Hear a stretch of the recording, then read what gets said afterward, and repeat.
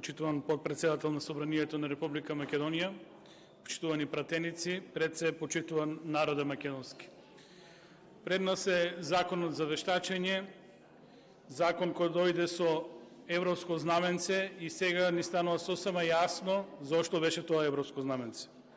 Затоа што ова законско решение на некој начин мораше да помине и требаше да помине на брза трака, без многу можности истиот да се подобри, да се прифатат сите добри сугестии, туку едноставно тоа што е замисла на владаачката гарнитура требаше да помине и ништо повеќе. Со законот, односно со второто читање, со амандманската постапка, прифатени се неколку амандмана на член 47, 48, 50, 46 и од опозицијата само еден амандман на член 9, меѓутоа во суштина не успеавме да го подобриме текстот на законот. Текстот на законот останува да сведочи за една лошо решение за законот за вештачење. Зашто го тврдам ова дека е лошо решение? Затоа што законот наместо да ги реши проблемите кои ги увидовме во досегашната пракса на вештачење, ќе продуцира многу нови состојби, многу нејасни состојби, преголема отворена линија на мешање на министерот за право во целиот процес и преголеми ингеренции на комората за вешти лица. Сето ова не води во насока на подигање на струката, односно подобрување на состојбата со вештачењето.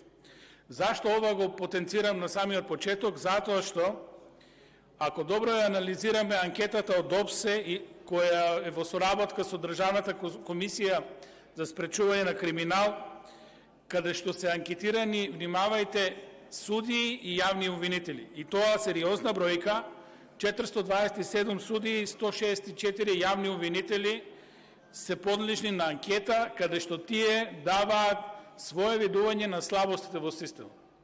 Значи, ова е многу битно. Судиите и јавните обвинители на прво место во целата процедура го стават проблематично вештачењето. Значи, вештачењето во досегашната пракса ни ствараше најголеми проблеми во судските процеси. И наместо ова сериозно да го сватиме, затоа што дојде баш во време кога законот се носи, ние едноставно како да немаме сила да го препознаеме моментот колку е битно вештачењето. Во суштина, стручен наод на одредена ситуација кој треба да разреши одреден судски предмет. И наместо тука да ги искристализираме работите, наместо да дадеме допринос со закон, тоа да бидат вистински стручни наоди, кои ќе помогнат на јавните обвинители, дали да покренат или да не покренуваат обвинение, кои ќе помогнат на судиите во која насока да го движат предметот, или на крај краишта и да донесат судска одлука, ние ништо не подобруваме во моменталната состојба. Току напротив, со одредени членови, дополнително ја партизираме целата постапка и многу работи стануваат нејасни.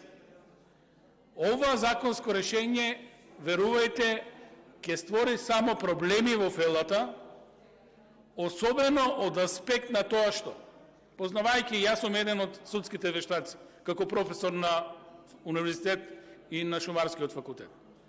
Прво и основно, никој нема да види од професорите на тие обуки. Да ни биде јасно. Тоа по дефолт значи од професорите ќе ги исклучите од вештачење. Значи, никој од професорите нема да види 60 часа, верували или не, теоретска шанса нема да види на обука. Кој ќе му ја држи таа обука на професорот? Некој од комората? Што ќе ми предава на мене? По дефолт, слободна линија, секој да може да добие лиценца. Значи, сакате да створите неквалитет. Било кој инженер кој ќе поднесе барање, ќе добие лиценца и што ќе добиете? Ќе добиете партиски послушници. Тоа ли ви е интенцијата со законот? Тоа ли е тоа реформирано македонско судство, кое треба да гарантира непристрасност и правда во државата?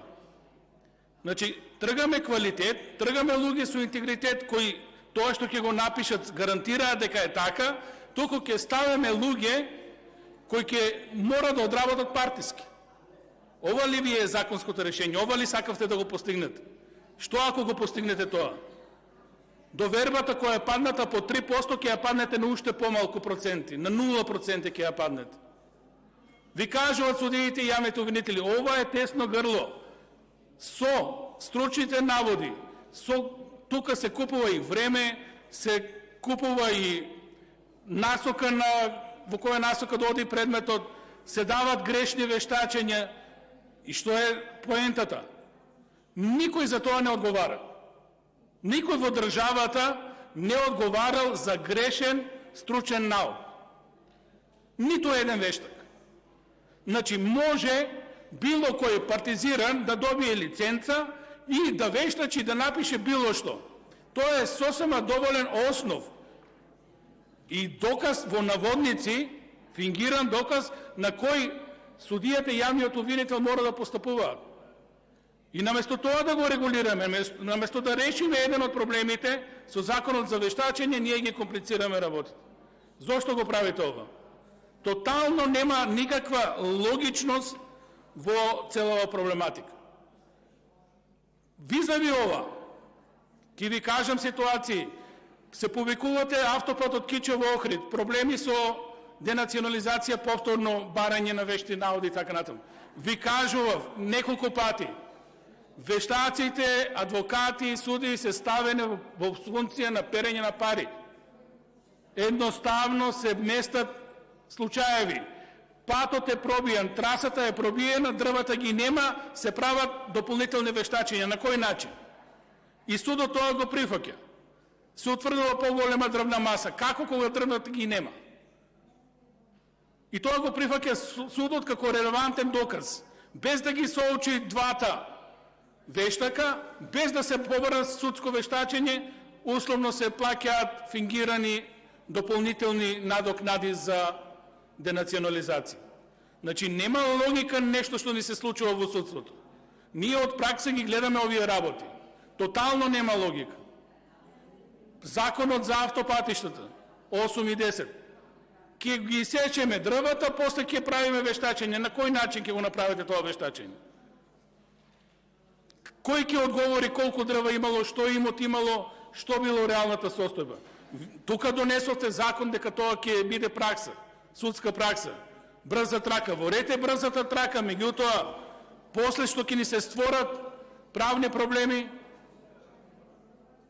кој ќе одговара после за како воопшто ќе се дојде до решение? Тоа не е битно. Значи, имаме реален проблем, судиите, јавните обвинители ви кажуваат, тука имаме кочница, тука имаме проблеми со вештачењето и место да го подобраме целиот систем, вие со овој закон, ако успеете да го изгласате, а ќе успеете, пошто се што ќе дојде од владата поминува, ова се оди 10 чекора назад. Значи, концепцијата на законот ви е промашена. Не дигате квалитет на вешти наводи, не правите селекција на добар лош вештак и на крај краишта немаме казна за лош вешт навод. Немаме дури ни одземање на лиценца. Секој може да погреши, не е спорно. Меѓутоа, некаде се гледа тенденција, некаде нешто се повторува многу пати во судската пракса. И тоа, ако не го препознаете, несериозни сме како држава, нити Министерство за правда, нити фелата. И сега не сакаме сето тоа да го прифатеме како реалност, туку викаме ќе одиме по брза трака, кој како сака ќе стига до лиценца. Битни се обуките, битно е да се земат пари, да се наполнат нечии джепови и работите ќе тргнат. Нема да тргнат. Работите ќе стојат во место, почитувани господа пратеници, со вакви закони. Размислете добро пред да го гласите овој закон. Генерално, концепцијата на законот е промашена. Не може секој да биде вештак и вештакот мора да одговара за својата постапка. Мора да одговара за тоа што го напишал. Тоа ќе беше добро решение. Ова законот не го постига. За жал правиме партизација. Бидејќи исцрпена листата на пријавени за збор, констатирам